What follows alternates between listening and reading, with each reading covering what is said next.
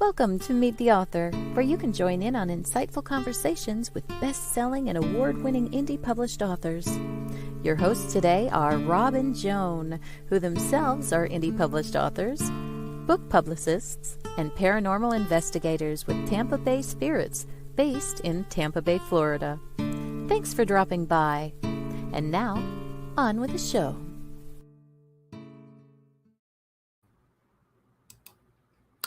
Hi, I'm Rob. And I'm Joan. I'm glad you're here. I'm glad everybody could come in. Welcome to our show. If this is your first time, I hope you enjoy it. And if you're a repeat viewer or listener, we're glad to have you back. We have two amazing authors with us tonight, whom you'll be meeting shortly. Don't forget, we're on WLFE-DB.com, where we also now stream live on TV. Variety Unlimited, LGBTQ Friends, and Paranormal Views. So there's something for everyone. Hello, George. Glad to have you here with us. Hello, George. Oh, hello, Paulus. We're also glad Paul Hollis is also here. Yeah. So it was from across the pond there, very late at night, Jan Domagala. Hi, Hello, Jan. Hello. Hello, Joan and Rob. I think I've been here before. I think you have been too. I think you have been too. Yes. Okay. So want to also remind everybody about indiebooksource.com. There's close to 100 authors there with hundreds of books that you can shop by genre or by author. That's indiebooksource.com, and you need to support those indie authors today. So without much ado, I think we should introduce and bring in Trish OSTROSKI. Can't talk today. Hello, Trish. Hey, hello. I'm happy to be here. It's very exciting to meet everyone. Yes, sorry, I was distracted by that. What? I'm going to take my job back. You want your job back? Yes. Okay. I'll see you later. Right. Hello. Jan just came in too. Hi, Jan. We're glad that you're here. Okay, Trish, back to you. Why don't you tell people a little bit about your life and why you wrote the book, There's a Rooster in My Bathroom? Okay, sure. I'd love to. Well, I had a goal for a long time to write a book, and then I finally got around to doing it. I've had a pretty adventurous life. I grew up in Ohio and then went out to Los Angeles. I was involved somewhat in the entertainment industry and in theater. I was a playwright, also a theatrical reviewer, and produced an awards program too as well. I served in the Peace Corps a few years ago in Eastern Europe, and that was very interesting. And by the way, the name of my book is There's a Rooster in My Bathroom. And I actually shared a bathroom for a period of time while in the Peace Corps with a rooster. With a rooster. Yes. Of course, yes. There's nothing unusual about that. My book, it was a memoir, but it has a lot of life lessons. At the top of the show, Joan mentioned there's something for everyone in this show, and I think that it's the same is true of my book. There's a wide range of chapters and life lessons, walking the Los Angeles Marathon, being in the Peace Corps. I lost everything in the Northridge earthquake, condo car stuff, so that was a real rebound, but lessons learned. And I have a chapter about the meaning of life, and on book discussion groups, that's been a very popular topic. People discuss what they feel the meaning of life is. Yeah, that is a big topic, isn't it? Whoa, getting some feedback. Sorry about that. By the way, Joanne Urbank said hello to you. Trish said hello. Trish, a different Trish, a Trish Pipkins. Oh, okay. And Jan Domagala said hi to you, and Paul said hi to you, and Jan, as I said hello to everyone. Glad to have you. Well, what a friendly group, huh? Yes, we have the best audience ever. And they ask insightful questions and make great comments. And go ahead and comment all you want, people, because we love to hear what you have to say. And you can go ahead and ask Trish any questions that you want. And so you had said that, okay, here's your book. We'll bring that up. Now, this is really a memoir of your life, right? And all the Yes. things that you've been through. And actually, the whole title is There's a Rooster in My Bathroom, A Quest for Meaning in the Bathroom, the Bedroom, and Beyond. That was the boardroom. The boardroom. And beyond. Well, okay. Each chapter. I'm not going to talk anymore, guys. Yeah, okay. Take over here. I wanted to mention each chapter. When he said bedroom, I started to laugh. So okay. I'm sorry. Well, we know what he's got in his mind. It's only 7 o'clock, but I wanted to say that each chapter, I have an inspirational quote at the end. Some are my own quotes, but some I've gotten from well-known people. I'm just going to share one with you. Dwell on the beauty of life. Watch the stars, and see yourself running with them. That's from Marcus Aurelius. Yes, quite a famous fellow. Yeah. So what made you decide to go into the Peace Corps? That was a big step at that stage in your life, right? Yeah, it was. Actually, I became interested in it when I was a teenager. And I revisited it later on in life, and I thought about it for a while. And then one day, walking home from the gym in Los Angeles, I decided that, today's the day. I went into the Peace Corps website and I saw that they were going to shut down applications in a couple of months. So I just had enough time to get all my ducks lined up and started submitting. And I remember I was listening to the Lakers game when I was submitting my last piece of that, and sort of everything went on from there. I was interviewed. You have to fill out a lot of forms and tell a lot about yourself, and it's a process. But then I got assigned, and actually, it's a funny thing. Today, in 2013, so June 2nd, 2013, I was flying to Philadelphia to be going over to the Peace Corps, an orientation there, and then the next day off to Eastern Europe in Moldova. So this is kind of an anniversary, so it works out very nice. Yeah, George says, in my opinion, all Peace Corps members are unsung heroes who deserve far more credit as peace warriors than they receive. And I agree with that. And I thank you for those kind words. Yes. And that's true. What did you do there? I worked in community and organizational development. Actually, I was in the city Derlesh, Moldova, which was right outside of the capital city, Chisinau. I'm not sneezing, that's the name of the city, but I was the first Peace Corps volunteer to ever serve there. So it was kind of pioneering. I was assigned to a new NGO, and one of their goals was English, the earlier the better. So we ran some English programs at a college. I visited a lot of schools. We also got a lot of programs going in the neighborhood. And I worked with a secondary organization that helped disabled children. Now, when I was in the 5th grade, I went to a Catholic school, and in the social studies class, there was a caricature, like a cartoon of the teacher at a board, and this was the Soviet Union, and there was a kid just like crying next to him. This is all a drawn picture, and it said in large letters, "There is no God." And so I was always curious, like, what would life be like in the Soviet Union? How would kids feel? And lo and behold, I ended up going to a former Soviet Union country.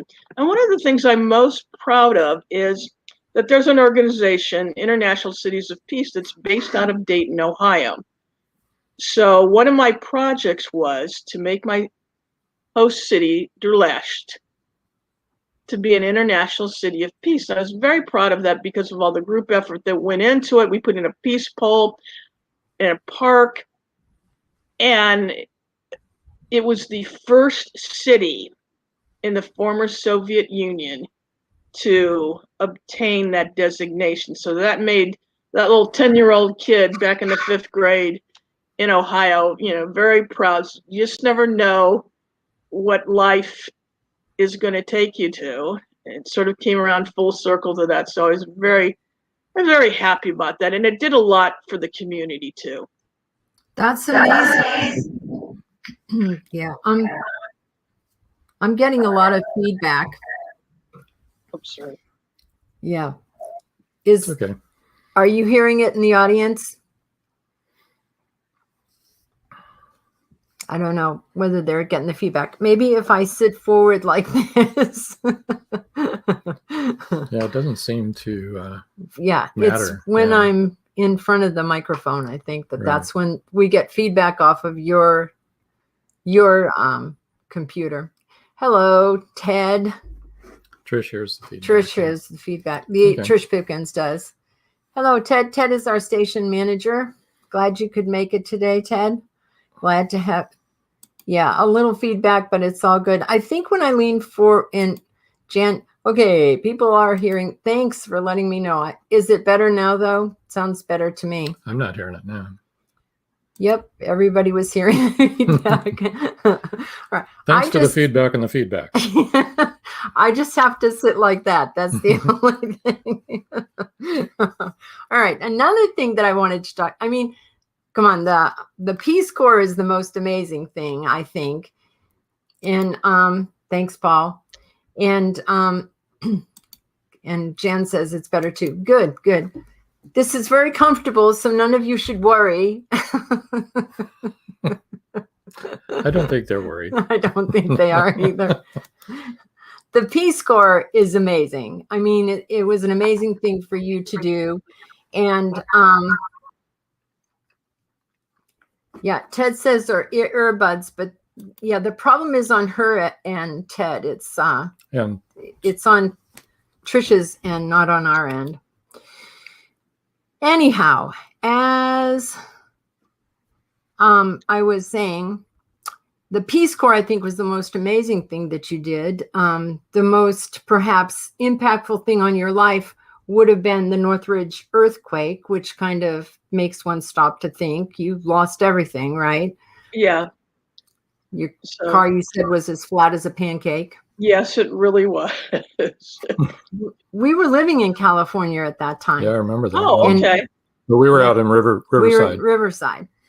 Okay, I was just like a football field away from the actual epicenter. So and back behind me was the Los Angeles River, so it was like soft ground. So things went bad very quickly. But I learned a lot of life lessons and took on the challenges. And although it was tough for a couple of years, in the end, not so bad. And I had other fun things I did too. I actually did stand-up comedy at the Ice House, something I always wanted to do. It was a challenge to put a show together, but it was a lot of fun. And then I did a few local shows, like for charities, got on their bill, and really a challenge to do it, but very enjoyable.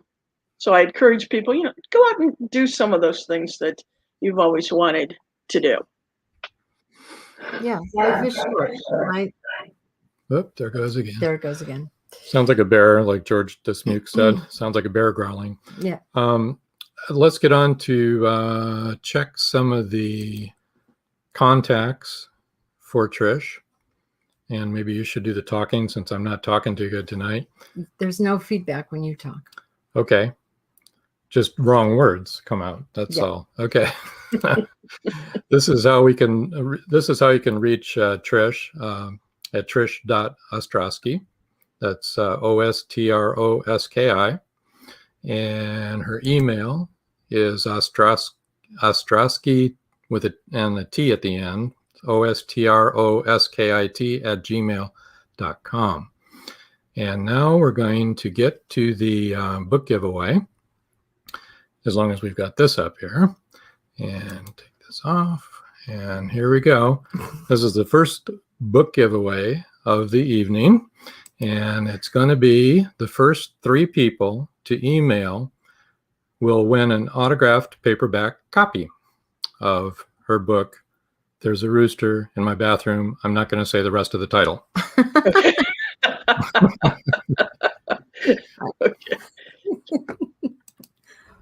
All right, let me see if I can now do my job.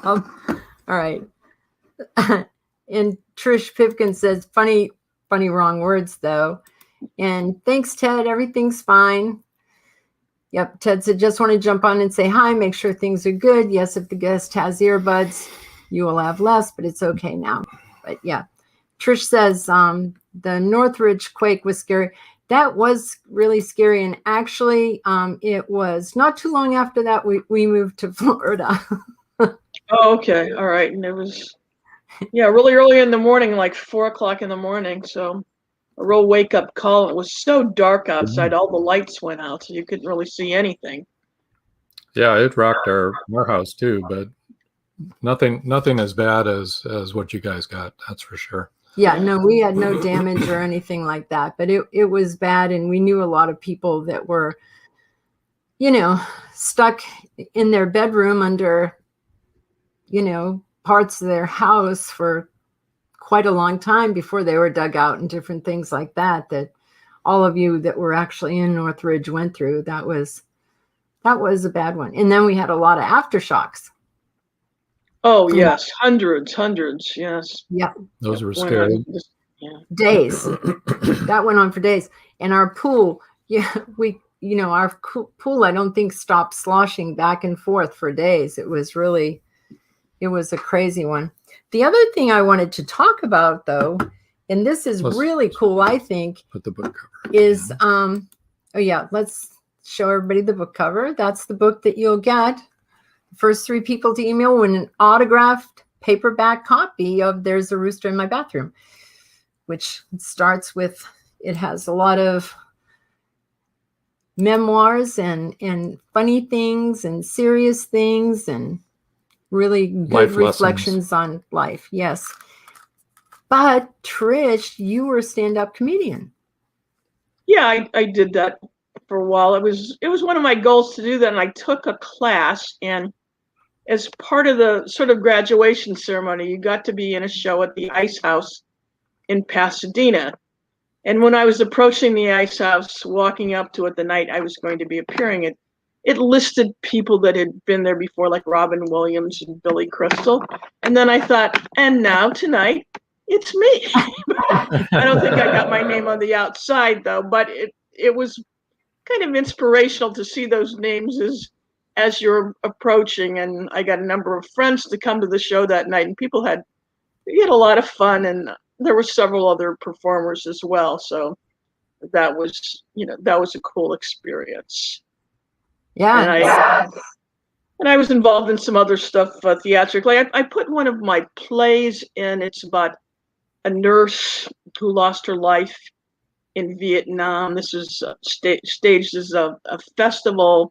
So I discussed that in the book, but then I thought, it's best that I put it in the book so people could read it. And a lot of people have enjoyed that. That's not a usual thing you get in a book. So like I said, it's kind of that there's something for everyone. The chapters are generally short. It's the kind of thing that you could read it for 10 minutes at night, put on the book stand, and before you go to bed, and just read a chapter, and you'll get through it in no time. It's it's conversational. I put in some fun. I mean, kind of judging from the title, there's some fun aspects to my life experiences as well. Yeah, as I told you, we lived in Mexico. The feedback's really bad. It is. Okay. Nope. Huh. Do you have any earbuds? I actually, I just got some. I don't know how to use them, though. I'm sorry. Oh, okay, that's right. That's all right. We'll get through. It's complicated. Okay. I'm not hearing anything but feedback. Yeah, I know. It's just the rest of us are hearing it. It comes off of your computer because the sound. Never mind. Yeah, but it's we're the ones hearing the feedback. Okay. Now, you also, besides being a playwright, didn't you do some directing of plays? Yes, I had a wonderful chance at a festival to actually direct one of my plays there. So that was another nice experience to be involved with the performers and get your interpretation up. And that happened to be an all women artists festival, so especially nice to be in that. Yeah. And who was with you at the Ice House? Well, the other performers, I don't really remember. I mean, there's some people that were in my class. I do remember that there was one performer that he was 80 years old and people really loved him. Wow. That I don't think I'd want to try stand-up comedy at this stage of my life, to tell you the truth. So that was brave of him. Also, I don't know if I'd go to the Peace Corps at this stage of my life either. So that was brave of you. And you accomplished a lot. And I feel that going as a more mature person, things just worked out better, that I had more to offer. I had more life experience and ideas, and I was treated with great respect. The students were really wonderful, and the people appreciate that you've come all that way and are helping their community. And as I said, I was first Peace Corps volunteer in the city I was in, so they were especially happy to have a volunteer there. That's good. Now, what else have you done besides writing There's a Rooster in My Bathroom? Didn't you co-author some other books? Yes, I had like chapters in a few other books. There's one coming out soon that it's a collection of stories by a variety of authors. I don't have an update on the exact title and when it will be coming out. I know in the next month or two it's going to be out. I'm also a hypnotherapist too. I worked in advertising in Los Angeles, and then, well, I tell a story about losing my job, but you get the freedom to go on and pursue other things in life. And it's at that time that I took hypnotherapy training, and I work with people and hypnotizing them. But it's wonderful to help people overcome their issues and get to a new level in life. And it's been very rewarding. And I'm doing that here now too. I have a small office nearby. Trish has a comment. She says, I love what you said about going out and doing things. I need to just get out there and do it, even if I don't feel confident. Yeah, well, also from another Trish. So yeah, that's right. So it's what you're saying. There's inspiring. Just do it. Just go out there and do it. And it's often not as complicated as you think, and you'll be happy that you stepped forward and made the effort. I mean, that's kind of what life is all about. Sue Pearson, agree, Trish. Hi, Sue. Welcome to the show. We know you're having surgery tomorrow, so our thoughts are with you. Thanks for dropping in.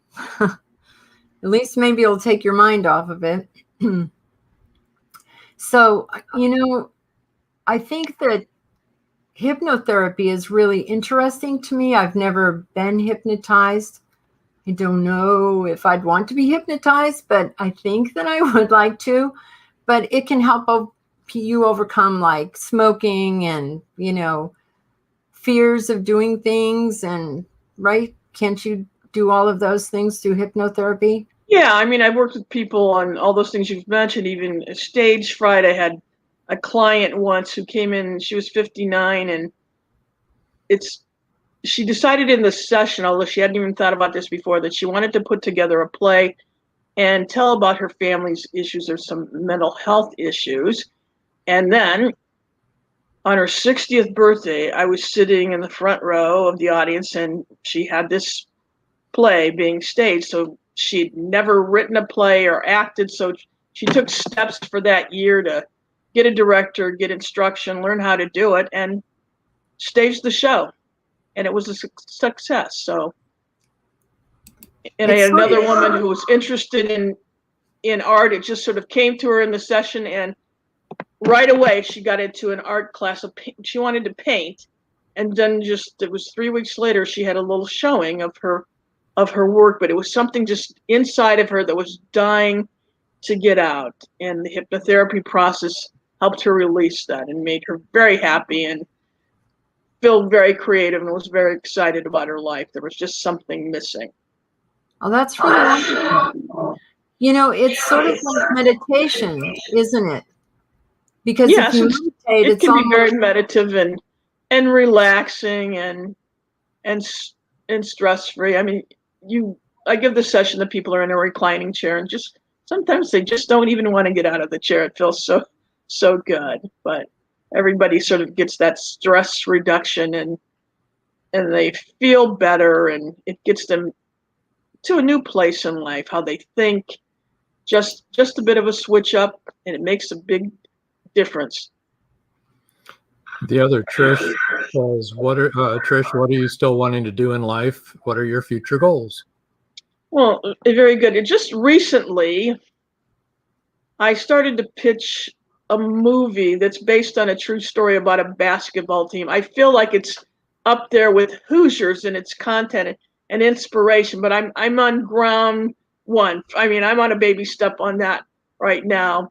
I'd like to publish a couple more books, and I'm working on having some information and classes online. I'm still on a baby step on that too, but I think in a few months I'll be getting some information up online, and I'm looking forward to that journey. I like to keep busy and have other goals, because I think it keeps you young and active and involved, and makes a great deal of difference in one's life. Can you share a little bit about what you want to be writing? What I'm going to be writing? Well, I'm kind of debating that. I do want to write a children's book. I have an idea for it. It's something that I wrote in college years ago. My working title on that now is the May Day Freckle Party. Actually, it's sort of about myself. On May Day, I went down because my aunt told me that if you go down and get the dew from the grass, you can put it on your freckles and your freckles will go away. It didn't work, but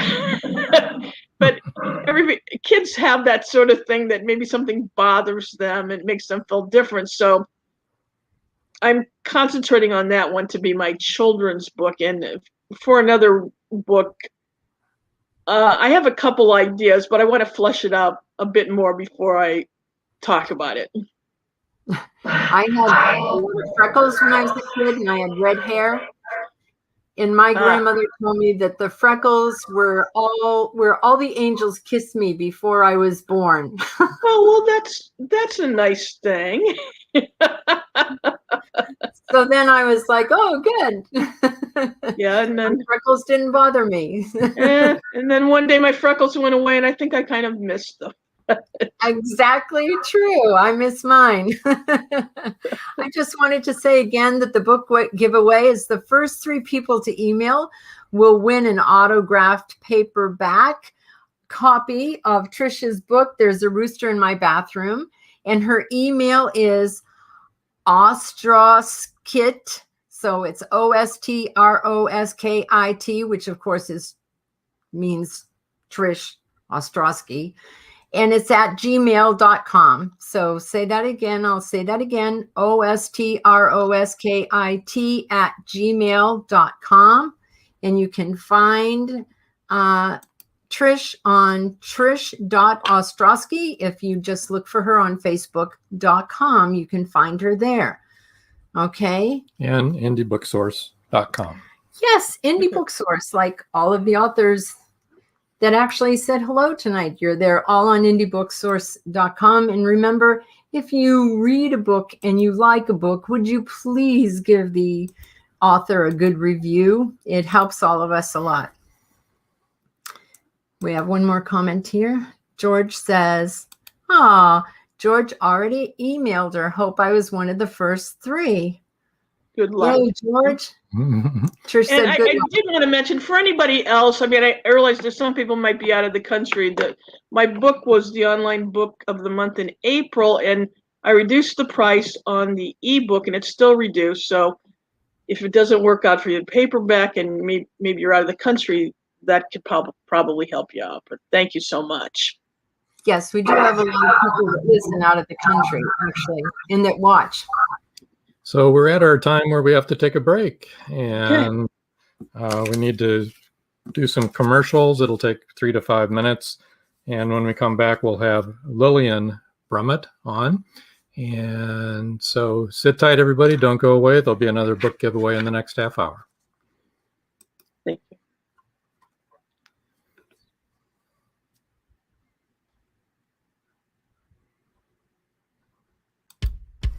At Indie Booksource, you can shop by genre or by author, and you will be buying direct from the author's main purchase link. We offer hundreds of titles in formats that include ebooks, paperback, hardbound, and audiobook. Support an indie author. Visit indiebooksource.com today. In a world where advancing technology is outpacing crime solving, the O'Rourke team continues their relentless pursuit of justice. Bioprints is the first book in the O'Rourke crime novel series where it's high-tech crime versus old-fashioned detective work. Visit carternovels.com or amazon.com and check out Bioprints today. Oh, yeah. Life just got sweeter now that WLFE-DB has merchandise. Show your support by purchasing your t-shirts for WLFE, Paratalk Radio, Inside the Drag Closet, and more. But it doesn't stop there. T-shirts, coffee mugs, tanks, buttons, cloth bags, and more. Go to WLFE-DB.com. On the top bar, click on the merchandise tab and bam, there you go. You got merch. Support the shows. WLFE-DB.com. WLFE Digital Broadcast Network presents Variety Unlimited Television. Watch shows like Meet the Author Podcast, The Bipolar DM, Just Cindy, Card Pulls and Coffee, Unfiltered Talk with Bryce, and more. That's right, our shows are your shows on WLFE Digital Broadcast Network. And now, back to the show.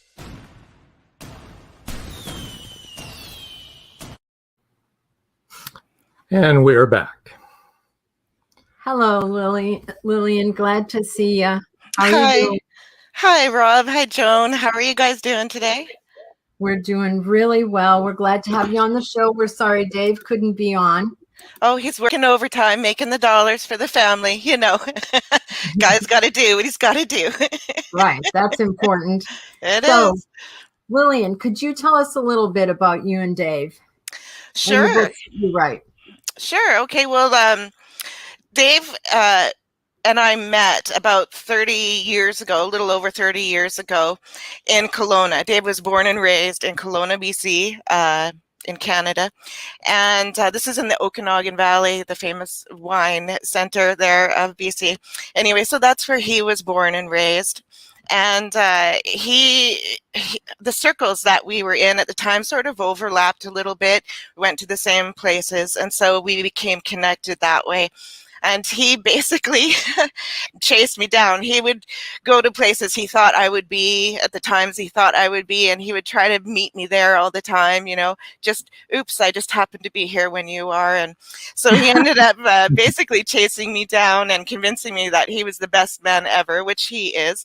And we've been together ever since, 30 years later, 30 plus years. So I think that's my greatest success in life is finding such a wonderful relationship. We lived in Kelowna together for about, I think it was 12 years or so. And then I got involved into an accident. It was a 3-car pileup, and I was in the middle. So I lost my career. I lost my business. I lost my sense of self. I gained a lot of pain and a lot of medication, a lot of therapy, and a lot of pills. And it took several years for me to come to some level of having a life again. And we decided at that point that something had to be done. I was having a lot of depression, wasn't really feeling very good about where my life was heading, life itself. I felt really frustrated because I had worked really hard to get myself to the point where I could, you know, I was educated, I was financially stable, I had, you know, and I had done it all on my own, and I had, you know, got my own business, all of that.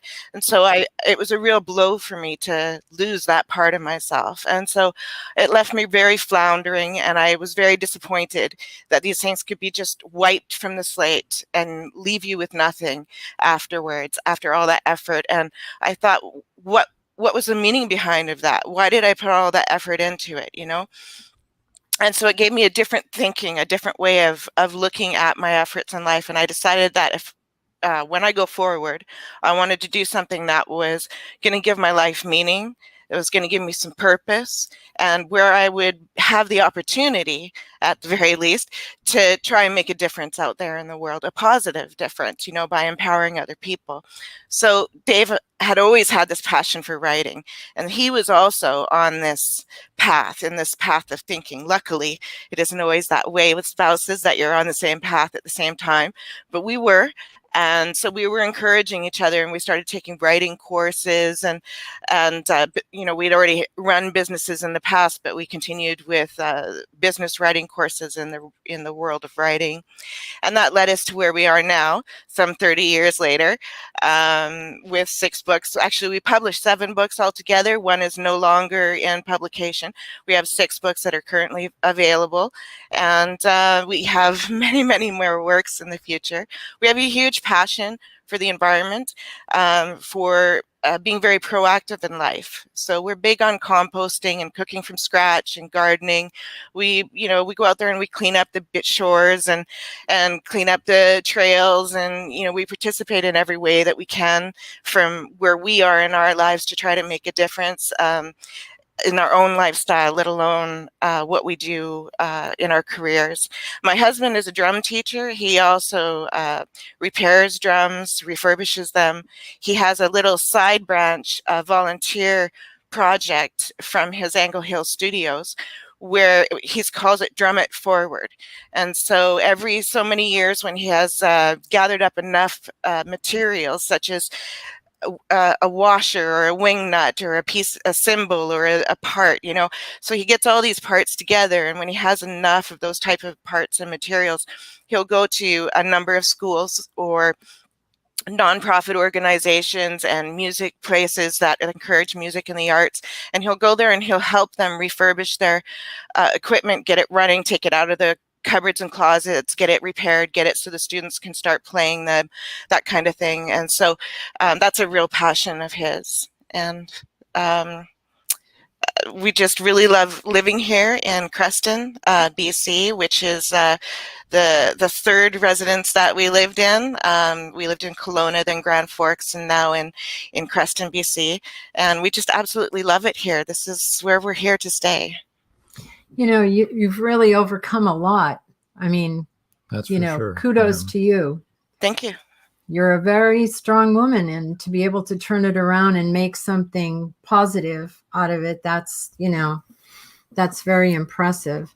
Just on the side, we're hearing some thunder approaching, so hopefully we won't lose any power here. But if we do, then we'll kind of drop back 20 and punt. I don't know what we'll do, but we'll see, right? We're so far so good. So far so good. Yep. But I put up some of your covers here from One Small Garden.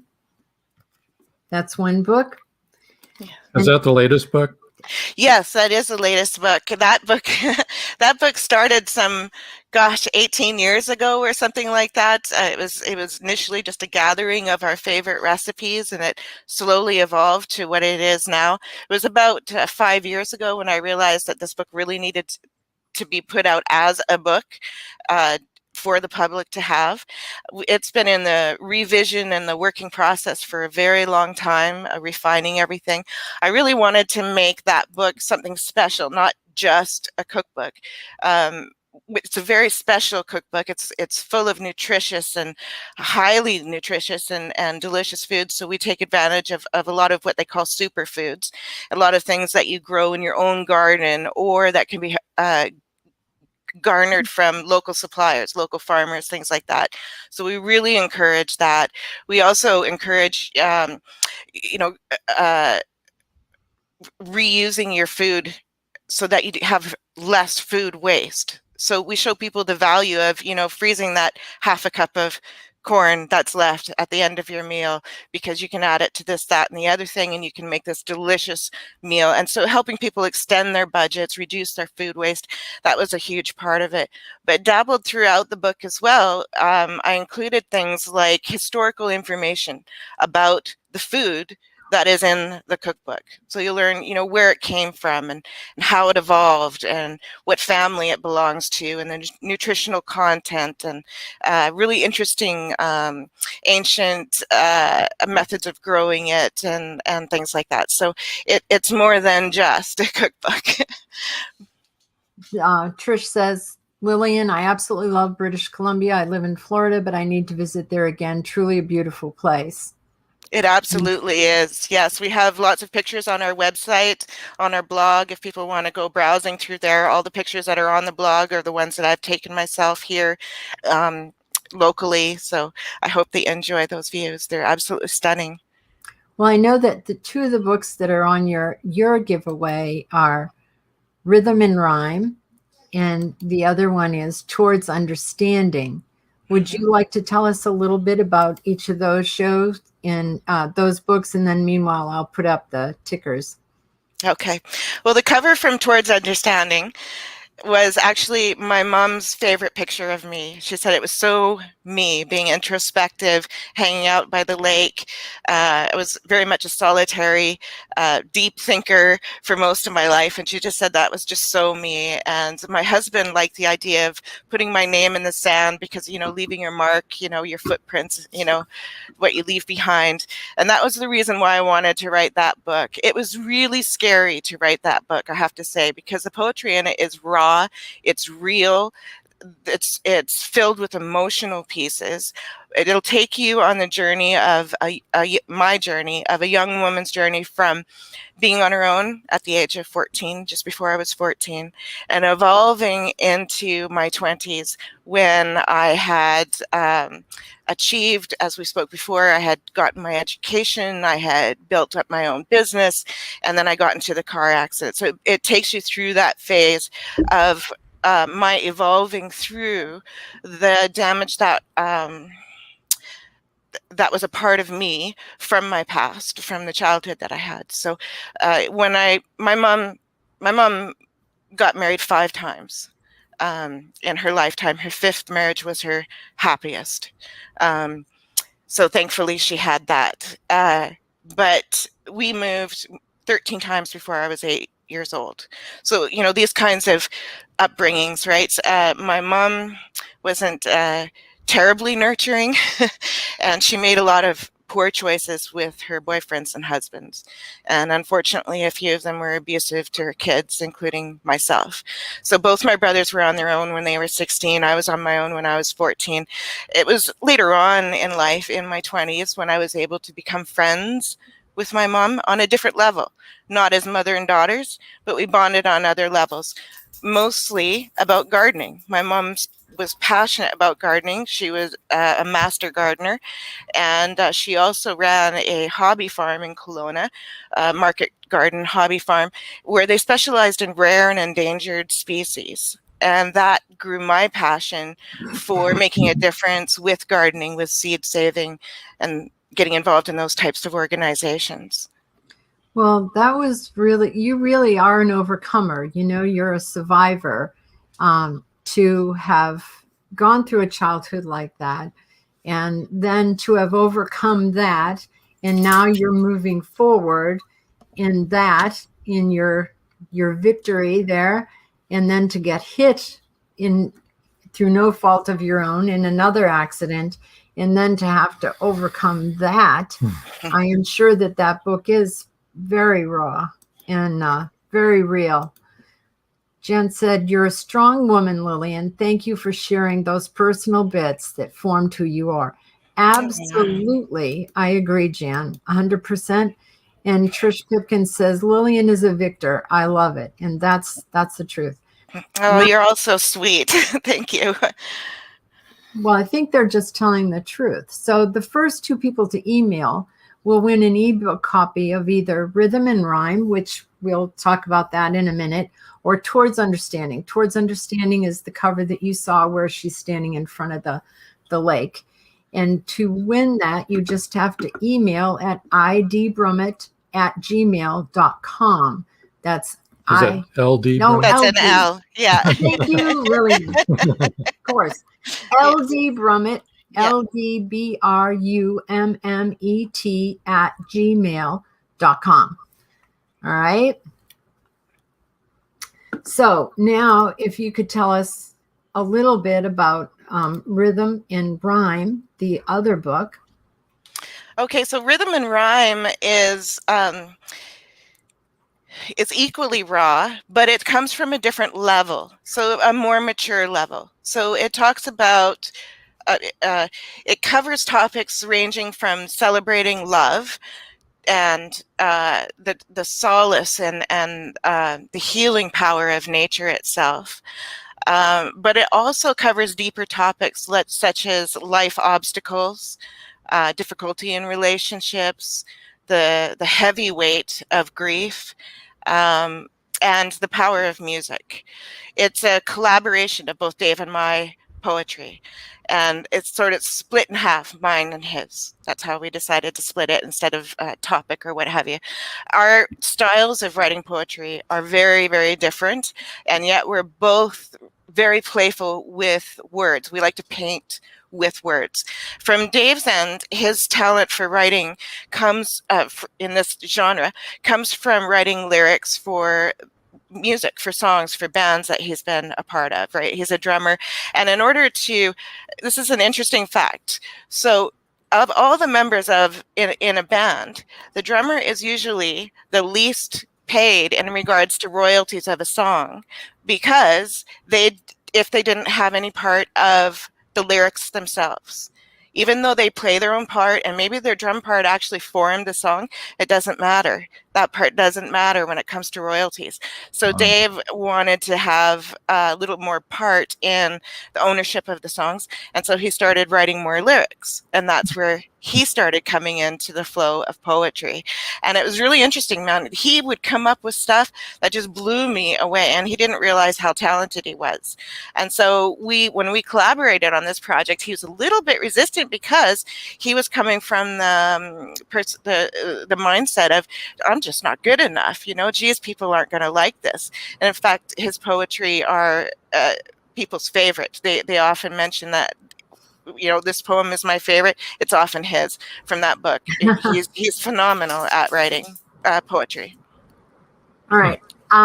George had just said, must be the weather closing in on us, that if you saw, he had also said we're freezing up every once in a while. So just to let you know, the storm actually is here. I don't know if you can hear it in the background. Pretty much on top of us right now, but we usually do pretty good with our power. So we'll just keep motoring on. And I didn't mean to interrupt what you were saying. Should we go through the contact information? Yeah, I want to go through your contact information so people know how to get in touch with you. On Facebook, it's Lillian.Brummet. All right. And at Twitter, it's Twitter @Brummet. And their website is www.brummetmedia.ca. All right, so that people can get in touch with you there.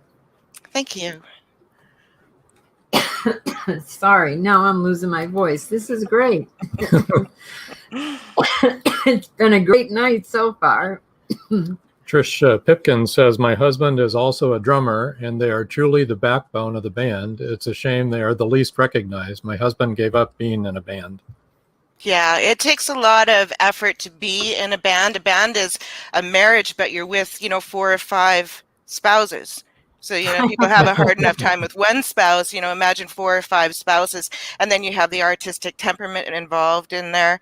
And then, the scenes that they're involved in. It depends on, the type of band they are, but they could be, in some pretty difficult situations. Maybe their audience, or there's a lot of drinking, or you never know what they're issues are that they're facing in the different scenes that they're involved in with the band. But there's always something that the band has to deal with, and it can be trying, really trying, and it's very difficult for people to have those types of relationships for a very long time together, as a unit, without having going off on their own here and there and then coming back. That happens often just so they can become more of themselves and then come back refreshed.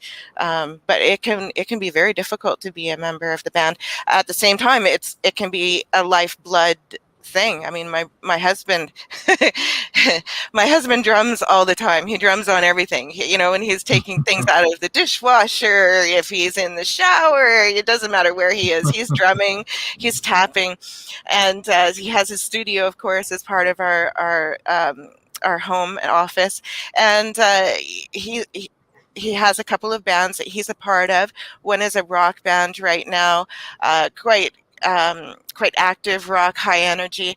And then the other one is actually a more lounge act where they have hang drums, congas, various types of percussion, talking drums, that kind of thing are involved in that band setting, and it's very peaceful. Sometimes they gather and they hang out in our gardens, and they do their practices under the tree, or we have this huge pine tree, and so they often gather under the shade of that, and they'll hang out and play there. It's beautiful, that music trickling around the neighborhood.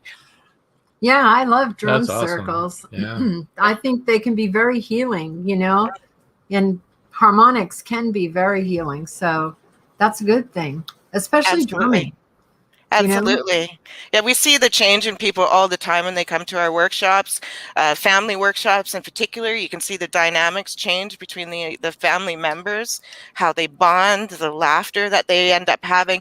We've had mothers come with their children that are in the rebellious stage, and then they're kind of not wanting to do it, and they're sort of and then they get into it, and then by the end everybody's laughing and giggling, and they can't wait to come back for the next one. And you can really see the change in the dynamics of the group itself, as well as the individual who ends up gaining confidence. They end up become physically better. We have a few people who have who bring dementia people by to help them with their dementia issues. We've had a few mentally challenged people come with their caretaker. I'm not sure what their actual title is. Their caretaker would come as well with them to make sure that everything went okay, and to have see them just get so much pride and joy. This one lady, she was so cute. She was very shy about drumming, and this mentally challenged lady, and she left the studio. She kept on saying, "I could do it. I'm good at this. And she was all proud of herself, and it just gave us such a thrill to see that change. Drumming is a healing tool, absolutely. Yeah, I know that all kinds of music can be very helpful to some children and adults that are on the autism spectrum also. Mm-hmm. It's very important. Some of them respond really well. It's great for stress too, because it puts you in this meditative stage where you're in the now.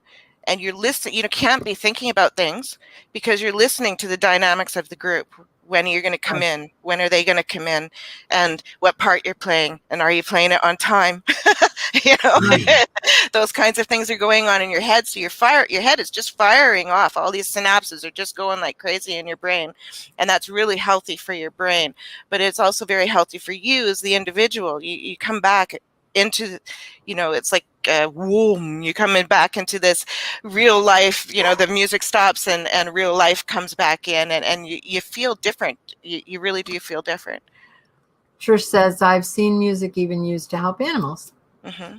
And I think that that's true. Also, I did want to put up one other book and talk about that very quickly.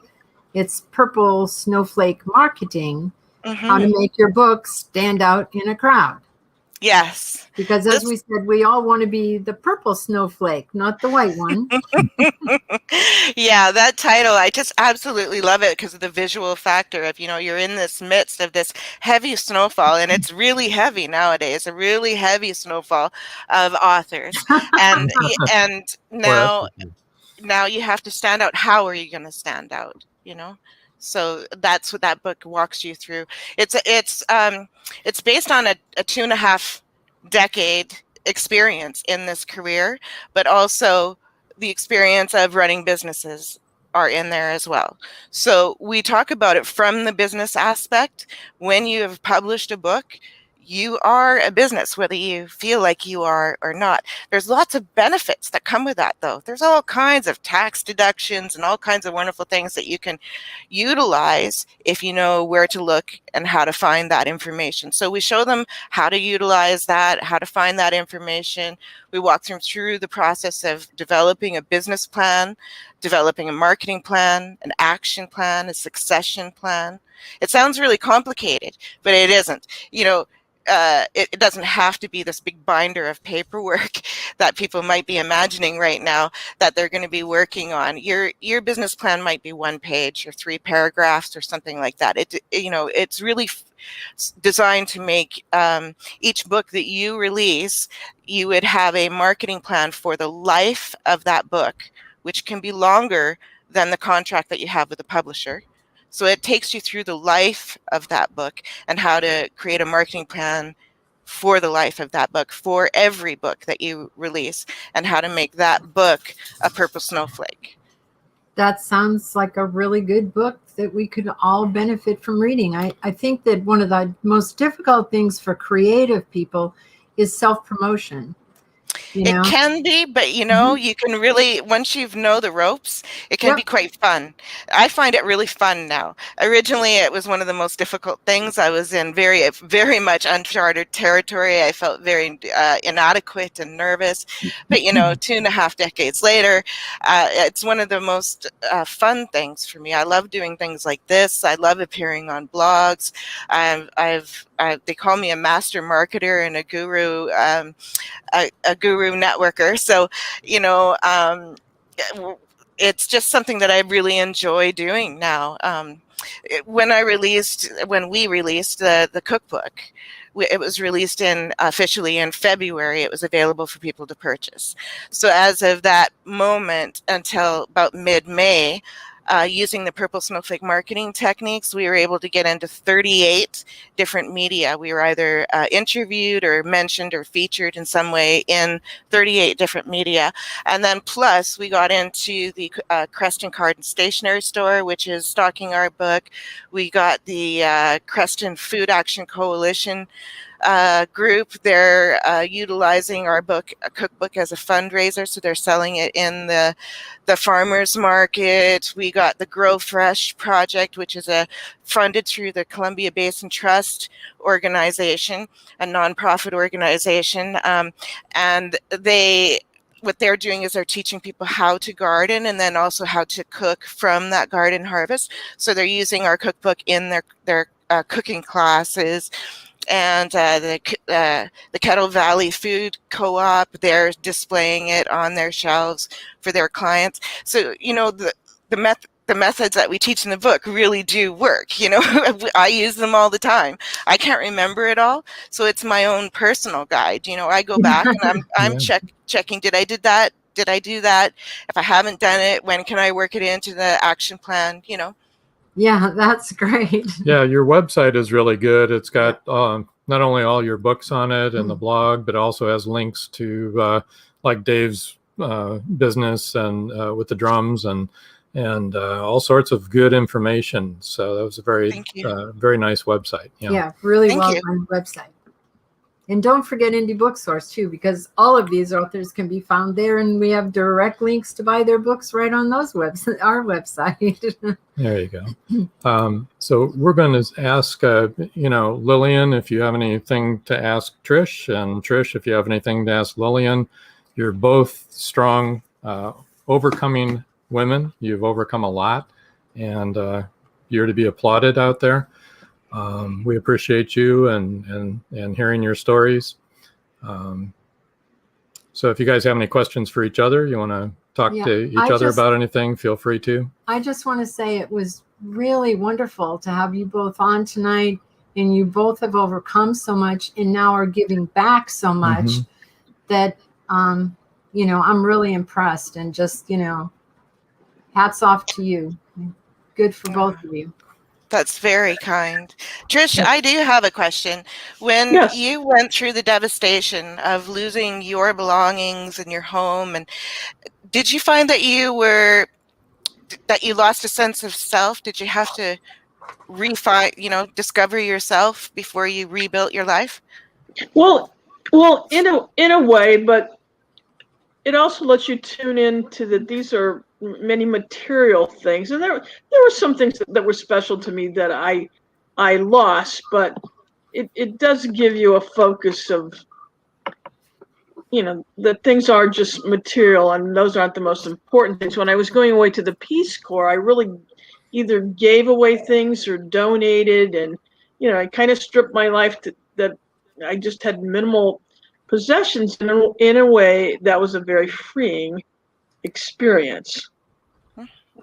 I don't think I have a question, but I just did want to make a comment. Oh, you Canadians, you're always so much nicer than Americans, and it's so nice to share the stage with a Canadian.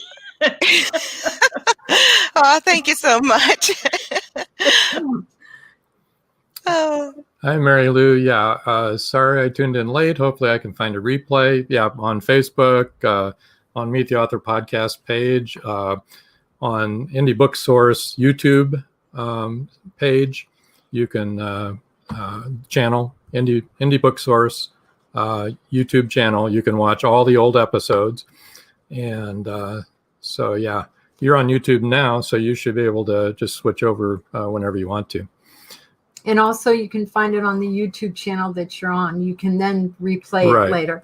And also, we also publish these just as audio podcasts, and you'll be able to find them on Amazon Prime, on iTunes, on Spotify, just about any that you can think of.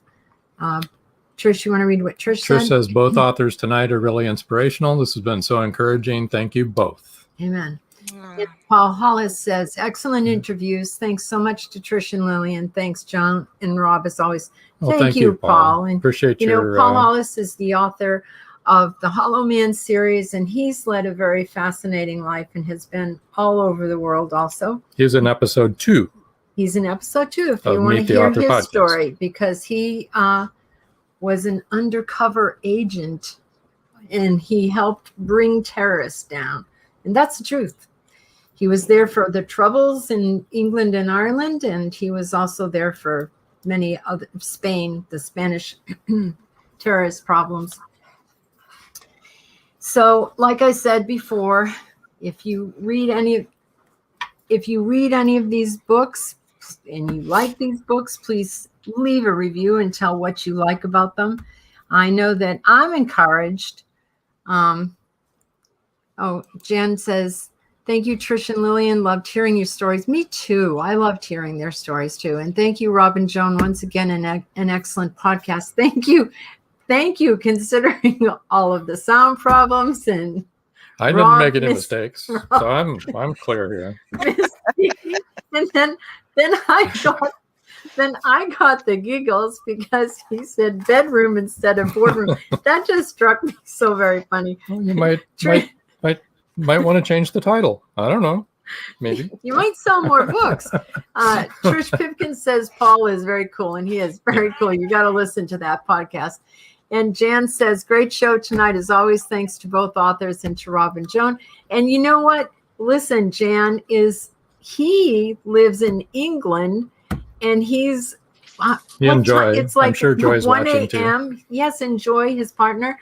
It's like 1 a.m. Then thank you guys for staying up to listen to us live. I can't even. That's so awesome. That is so awesome. And speaking of shows, next week we're off. We are going camping, so don't try to watch us live because you won't see us on the 9th. You can catch up on all the podcasts you hadn't watched. Watch any of the old ones you want and enjoy and laugh and have a good time. The 16th, episode 14, on the 16th of June, author and publisher Kirsten Hall is going to be on. And then also with her is author Tori Gates. So both of them will be on the 16th. So be here then, and we're going to have more book giveaways, I'm sure. And do you have anything you want to add? Yeah, I just wanted to say again, honestly, both of your stories were so inspirational. You know, you're both overcomers. You both then use that to do good and to give back to the community and to try and help others. And I can't think of anything more healing than that, than to try and help other people. And, you know, just kudos to both of you. Congratulations to both of you. And it's been wonderful to meet you. And it was a wonderful show. And thank you for being our guest. And go ahead and sign up to win their book giveaways, people, and all the rest of you buy their books. Well, until next time. That's all, folks.